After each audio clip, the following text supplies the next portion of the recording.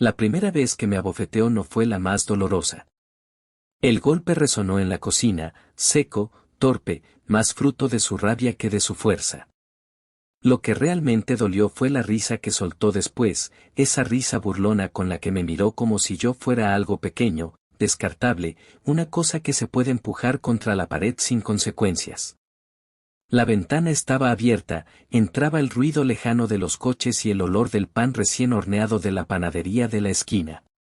Todo seguía igual afuera, como si nada hubiera pasado, como si mi mundo no se hubiera fracturado en ese instante. Mírate, dijo. Ni siquiera sabes defenderte. No lloré. No porque fuera fuerte, sino porque algo dentro de mí se congeló. Me llevé la mano a la mejilla, sentí el calor subir, el pulso acelerado, y asentí en silencio. Él interpretó ese gesto como sumisión. Siempre lo hacía. Creía que mi silencio era miedo, que mi quietud era derrota. No entendía que, en realidad, yo estaba aprendiendo. Me llamo Lucía y durante 7 años fui la esposa perfecta para todos menos para mí. Cocinaba lo que a él le gustaba, reía cuando hacía chistes crueles sobre mi familia, bajaba la mirada cuando alzaba la voz. Mis amigas dejaron de llamarme poco a poco, primero porque yo siempre cancelaba planes, luego porque ya no sabían qué decirme.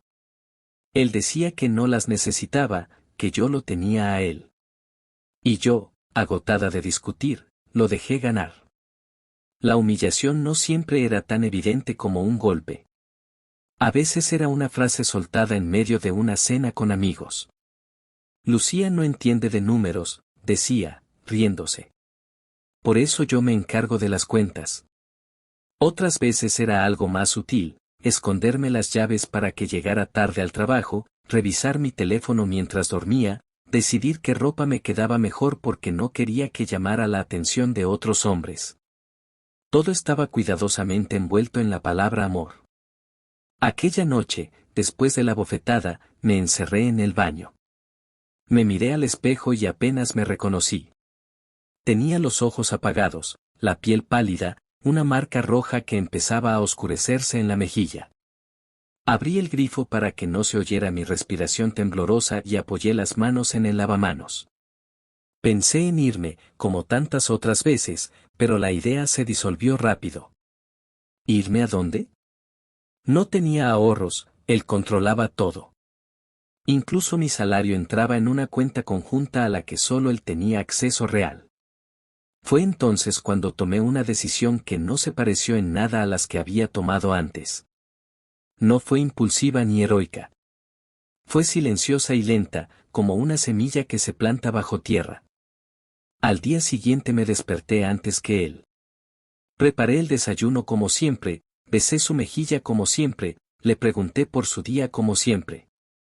Él parecía satisfecho, convencido de que todo había vuelto a su lugar. No notó el cambio, porque el cambio no estaba en mis gestos, sino en mi mirada. Empecé a observarlo con atención, no como esposa, sino como alguien que estudia un problema complejo. Descubrí que hablaba más de la cuenta cuando bebía. Que confiaba demasiado en su inteligencia y subestimaba la mía. Que guardaba documentos importantes en un cajón que nunca cerraba con llave. Que tenía miedo, un miedo profundo, a perder la imagen que había construido frente a los demás. Empecé a guardar pequeños secretos. Nada ilegal, nada evidente. Solo copias. Fotos de documentos, capturas de mensajes, grabaciones de audio que hacía con el teléfono escondido en el bolsillo cuando sus gritos llenaban la casa. Cada humillación, cada amenaza, cada insulto quedaba registrado. No para vengarme, me decía a mí misma, sino para protegerme. Aunque, en el fondo, sabía que había algo más creciendo con cada archivo guardado.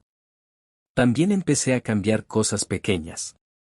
Abrí una cuenta bancaria a mi nombre y pedí que parte de mi salario se depositara allí.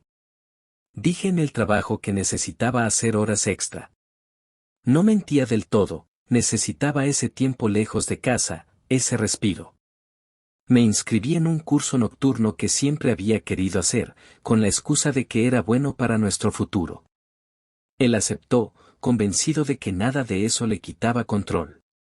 Una tarde, mientras limpiaba el salón, encontré una carpeta vieja detrás de unos libros.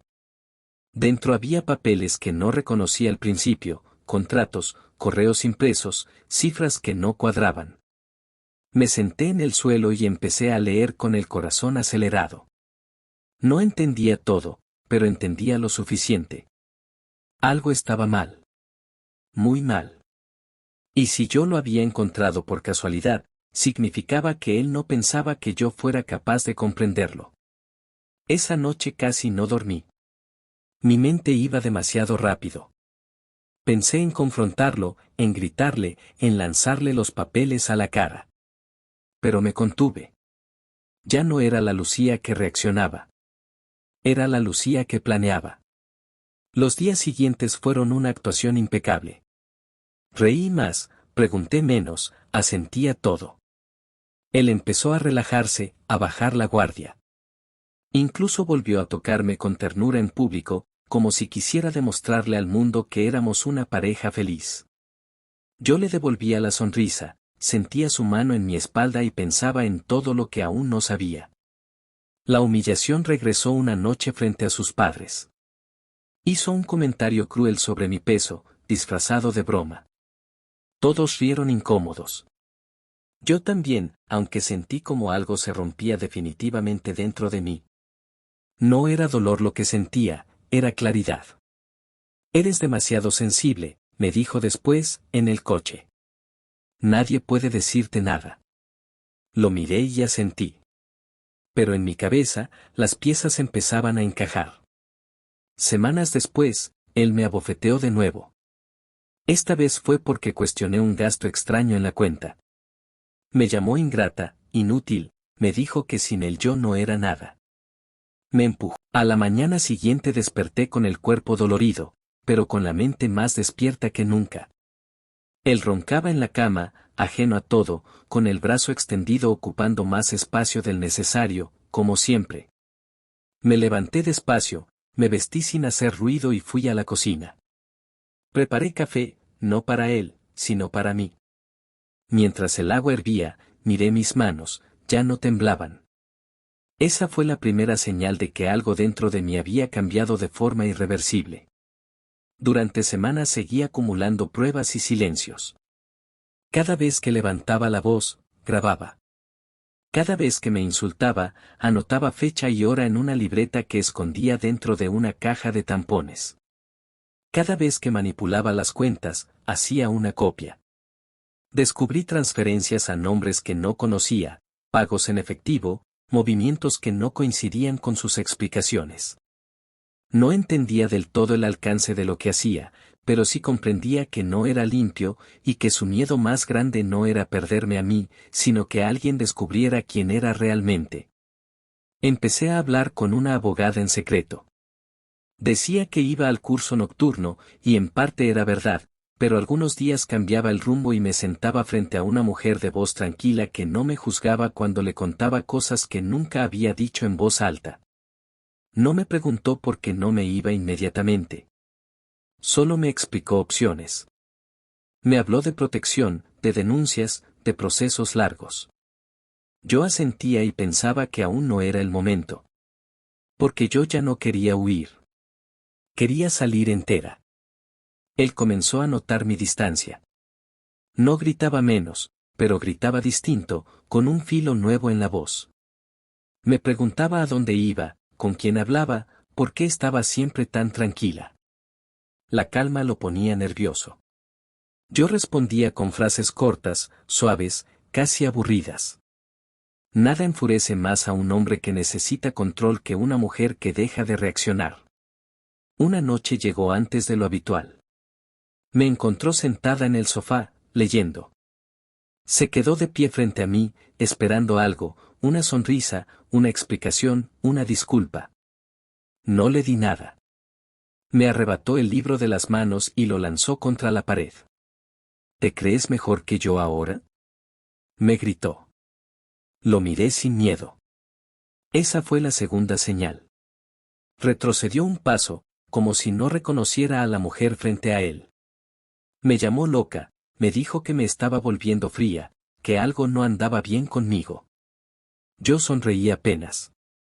Estoy cansada, respondí. Eso es todo. Esa noche durmió en el sofá por primera vez. No porque yo se lo pidiera, sino porque él no soportaba el silencio que había entre nosotros. Los días siguientes fueron una escalada. Revisó mis cosas, interrogó a mis compañeras de trabajo, llamó a mi madre con excusas torpes. Yo dejé que lo hiciera. Cada movimiento suyo quedaba registrado, cada exceso sumaba peso a la balanza. Empezó a beber más. Su seguridad se resquebrajaba y él no sabía cómo repararla. El momento decisivo llegó una tarde cualquiera, sin dramatismo. Estábamos en la cocina cuando volvió a empujarme, esta vez contra el refrigerador.